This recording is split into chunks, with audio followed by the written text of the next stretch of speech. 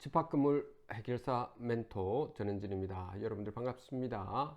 자, 이번에는 2022년 10월 15일자 판례 공보를 보겠는데요. 이번 것은 한 4, 5일 동안 제가 한번 시간 틈틈이 하나씩 좀 다 읽어 보겠습니다. 그런 이유가 이번 것은 있죠. 여러분들 집합 건물과 관련되어 있는 부분도 꽤 있다 보니까 전체 흐름을 좀 꼼꼼하게 살펴봐야 될 것 같습니다. 자, 시간 관계상 빠르게 읽더라도 여러분들 이해를 좀 해 주십시오. 자, 2022 8월 25일 선고 2017다 257067 전원 합의체 판결입니다. 부당 이득금 반환이라고 되어 있는데요. 집합 건물의 구분 소유자가 아닌 대지 공유자가 대지 지분권에 기초하여 적정한 대지 지분을 가진 구분 소유자를 상대로 대지의 사용, 수익에 따른 부당 이득 반환 청구를 할 수 있는지 여부인데요. 이거는 할 수 없다라고 하는 부분은 집합건물법 제2조에서 제가 한번 말씀을 드렸던 것 같습니다. 한번 그래도 읽어보죠. 공유자는 공유물 전부를, 자, 여기서 공유자라고 하는 것과 공용 부분은 다른 겁니다. 공유자는 공유물 전부를 지분의 비율로 사용, 수익할 수 있으므로 공유 토지의 일부를 배타적으로 점유하면서 사용 수익하는 공유자는 그가 보유한 공유 지분의 비율에 관계없이 다른 공유자에 대해서 부당이득 반환 의무를 부담한다. 그런데 일반 건물에서 대지를 사용 수익할 권한이 건물의 소유권과 별개로 존재하는 것과는 달리자 우리가 일반 건물에서는 다 이것이 성립한다는 겁니다. 여러분들 지분권을 가지고 있는 것 있죠.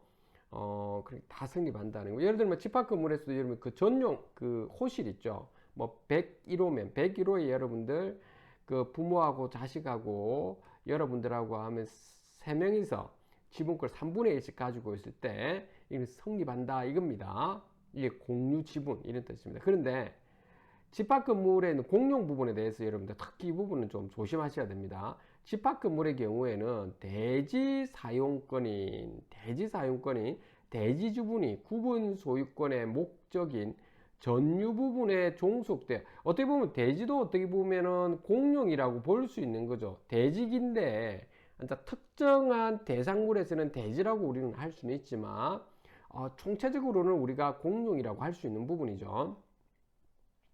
전유 부분에 일체되어서 종속되어 일체화되어 있는 관계이므로 집합건물 대지의 공유관계에서는 이와 같은 민법상 공유물에 관한 일반 법리가 그대로 적용될 수가 없고, 이는 대지 공유자들 중에서 구분 소유자 아닌 사람이 있더라도 마찬가지다 라고 되어 있죠. 이거 제가 그때 뭐라고 했는가요? 부동산 등기법에 있다고 했죠. 대지 사용권에 대해서. 집합 건물에서 전유 부분 면적 비율에 상응하는 적정 대지 지분을 가진 구분 소유자는 그 대지 전부를 용도에 따라서 사용 수익할 수 있는 적법한 권한을 가지므로 구분 소유자가 아닌 대지 공유자는 그 대지 공유 지분권에 기초하여 적정 대지 지분을 가진 구분 소유자를 상대로 대지의 사용 수익에 따른 부당 이득 반환을 청구할 수가 없는 거죠. 임차인도 마찬가지로 대지 사용을 할 수 있는 겁니다. 자, 이 부분요. 자, 그 다음에 두 번째 부당이득금. 자, 요 부분은 여러분들하고 만약에 여러분들 금리가 많이 올라가고 해서 경매를 하시고 경매를 이렇게 투자를 경매 쪽으로 하시고자 하는 분들은 좀 살펴보셔야 됩니다.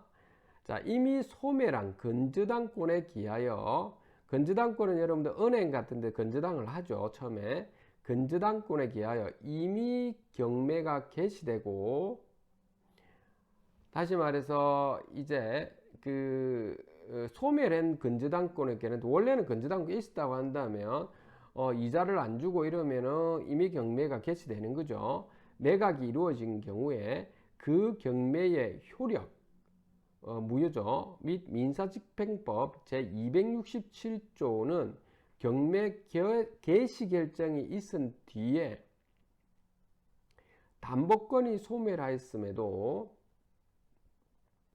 경매가 계속 진행되어서 매각된 경우에만 적용되는지 여부, 이렇게 되어져 있죠. 그렇죠 라고 한 겁니다. 한번 볼게요. 자, 뭘 말하는지. 자, 종래 대법원은 민사집행법 제267조가 신설되기 전에도 실체상 존재하는 담보권에 대하여 경매 개시 결정이 이루어졌으나 그 후에 경매 과정에서 담보권이 소멸한 경우에는 외외적으로 공신력을 인정하여 경매 개시 결정에 대한 이의 등으로 경매 절차가 취소되지 않고 매각이 이루어졌다면 경매는 유효하고 매수인이 소유권을 취득한다고 해석을 해왔다는 겁니다. 대법원은 민사집행법 제267조가 신설된 후에도 같은 입장을 유지하였습니다. 즉 민사집행법 제267조는 경매 개시 결정이 있은 뒤에 담보권이 소멸하였음에도 경매가 계속 진행되어 가지고 매각된 경우에만 적용된다고 보는 것이 대법원의 일관된 입장이다. 위와 같은 현재의 판례는 타당하므로 그대로 유지되어야 한다. 이게 무슨 말이냐? 민사소송법과 민사집행법은 다르고 이게 민사집행법으로 들어가 민사집행법을 따른다, 이런 취지인 것 같습니다. 자, 이거 뒤에 한번 봅시다.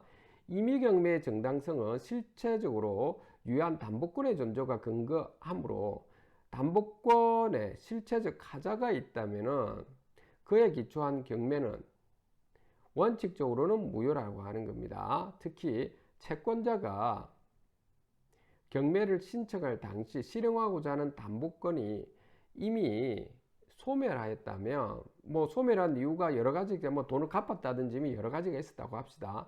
그 경매 개시 결정은 아무런 처분 권한이 없는 자가 국가에 처분권을 부여한 데에 따라 이루어진 것으로 위법하다. 반면 일단 유효한 담보권에 기하여 경매 개시 결정이 개시되었다면 이런 담보권에 내재하는 실체적인 환과 권능에 기초하여 그 처분권이 적법하게 국가에 주어진 것이다. 이러한 점에서 담보권의 소멸은 그 소멸 시기가 경매 개시 결정 전인지 또는 후인지에 따라서 법률적 의미가 본질적으로 다르다고 할 수 있다. 자, 아주 좀 멋진 이야기를 적어놨네요. 자, 민사집행법 제267조가 담보권의 소멸 시기를 언급하지 않고 있더라도 그것은 경매 개시 결정 전에 담보권이 소멸한 경우까지도 포함하여 경매의 공신력을 인정하려는 취지인지는 그 문헌만으로는 분명하지는 않고 여전히 법률 해석의 여지가 남아 있게 되었다. 원칙적으로는 경매가 무효라고 하더라도 상대적으로 진정한 권리자에 대한 보호 가치가 줄어든 경우에 하나여 실권효에 기초하여 예외적으로 경매의 공신력을 부여할지를 논할 수 있는 것이고, 이러한 논의의 애초부터 담보권이 소멸하여 위법하게 경매가 개시된 경우를 포함하는 것은 타당하다고 할 수 없다. 자, 결국 경매 개시 결정이 있기 전에 담보권이 소멸한 경우에도 그 담보권에 기한 경매의 공신력을 인정한다면 이는 소멸한 담보권 등기의 공신력을 인정하는 것과 같은 결과를 가져오므로 현재의 등기 제도와는 조화된다고 볼 수가 없다. 결국 대법원이 현재에 이르기까지 민사집행법 제267조가 경매 개시 결정이 있은 뒤에 담보권이 소멸하는 경우에만 적용되는 것으로 해석해 온 것은 민사집행법 제267조의 입법경위, 임야경제의 본질과 성격 및 부동산 등기 제도 등 법체계 전체와의 조화를 고려하여 다양한 해석이 가능한 법문의 의미를 분명히 밝힌 것으로 보아야 한다. 자, 그래서 이번에 이 부분은 여러분들이 보시다시피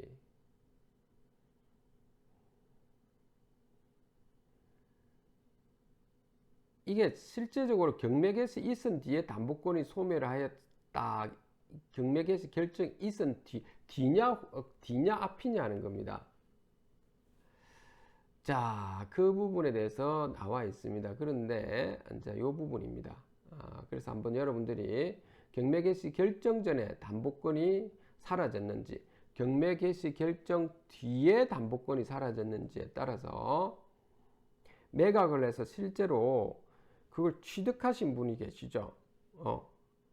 취득하신 분 계실 거고, 그렇지 않은 분이 그 전에 취득하시거나 개시 전에 취소되고 난 다음에 취득하거나 그 경매 개시 결정 이후에 담보권이 취소돼 가지고 취득한 그 차이점이 있다는 겁니다. 통상적으로 그런 부분을 한번 유심히 한번 살펴볼 필요가 있다 이겁니다. 여러분들께서 한번 아주 좋은 대부분 판례인 것 같습니다. 자, 별개의 의견 봅시다. 민사집행법 제267조의 문헌과 체계, 입법 경위와 목적에 비추어 이미 소멸한 담보권에 기초하여 경매 절차가 개시되고 부동산이 매각된 경우에도 특별한 사정이 없는 한 경매는 유효하고 매각 대금을 다 낸 매수인은 부동산의 소유권을 적법하게 취득한다고 보아야 한다. 자, 경매 개시 결정 전에도 뭐 그렇게 또 뭐 이런 분도 있다는 겁니다.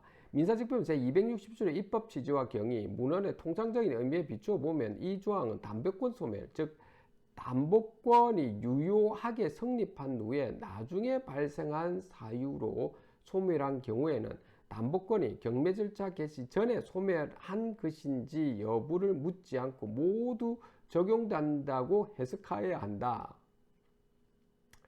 경매제도에 대한 신뢰와 법적 안정성, 거래 안정과 이해관계인의 이익형량을 고려하더라도 경매 개시 결정 당시 담보권이 이미 소멸한 경우에도 경매의 공신력을 인정하는 것이 타당하다.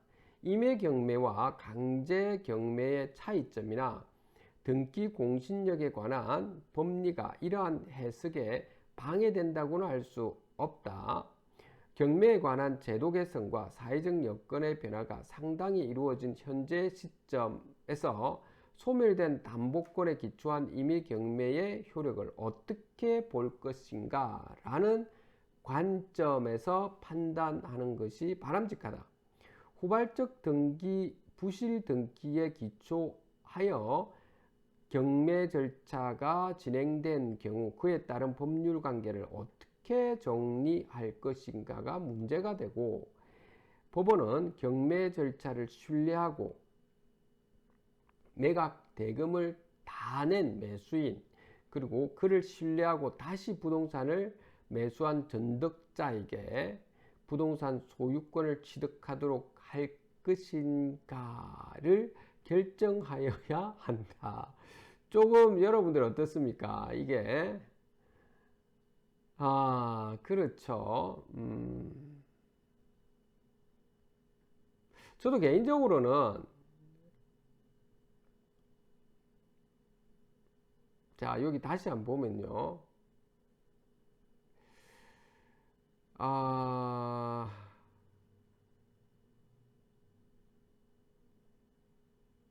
결정 일선 뒤에 담보권을 소멸하였음에도 경매가 계속되어 매각된 경우에만 적용되는 적극적이다 해놨는데,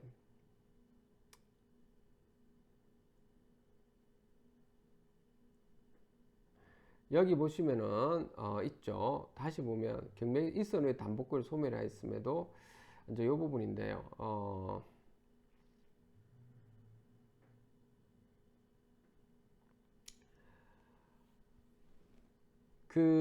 제가 개인적으로 제 개인적인 판단입니다. 여기서는 판단 사항은 일단 그 경매 개시 결정이 있기 전에 담보권 소멸이 되었다라고 한다면, 그러면 경매를 해서 낙찰받은 매수인 전득자는 지금 무효라고 지금 여기서는 나와 있습니다. 그렇죠? 무효라고 원칙적으로.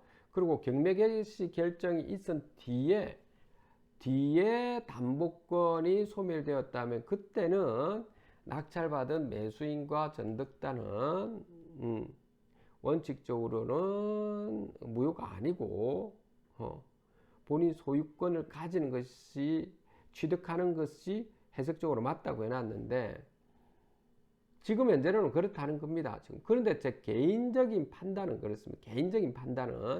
제 개인적인 판단입니다. 민사소송법과 민사집행법은 다른 사항이고, 법원에서 일단은 경매 개시해서 있죠. 결정을 내줄 때 이게 무효 여부에 대해서 그때 당시 상황에서는 그때 당시에 낙찰받고 할 때 집행할 때 그때는 전혀 이렇게 공시가 없었기 때문에 그 낙찰받은 소유자 입장에서는 치명적인 아주 그 불이익이 너무 크다는 거죠. 부동산. 그래서 제 개인적인 판단으로는, 개인적인 판단입니다. 이게 그 경매 개시 결정 전에 담보권이 소멸이 되었다라고 하는 것이 정확하게 이게 낙찰받을 수 있는 사람들한테 공개가 되었다면 모르겠는데, 그렇지 않은 사항이었다면 개인적인 판단으로는 이것은 낙찰받은 자에게 소유권이 넘어가야 된다는 게 개인적인 판단입니다. 그렇지 않다면 이게 오히려 법적 안정성에 좀 문제가 생기지 않을까 하는 것이, 저도 요 대법관 요 부분들의 별개 의견이라고 하는 쪽에 저는 좀 손을 들어주고 싶은데, 여러분들 입장은 어떻는지요? 자, 아무튼 지금 현재로는 경매 개시 결정 전이냐 후냐가 굉장히 중요하다고 하는 겁니다. 오늘 요 두 가지만 오늘 보고 그 다음 또 다음 시간에 또 계속 보도록 하도록 할게요, 여러분들. 자, 집합건물 해결사 멘토 전언진이었습니다. 감사합니다.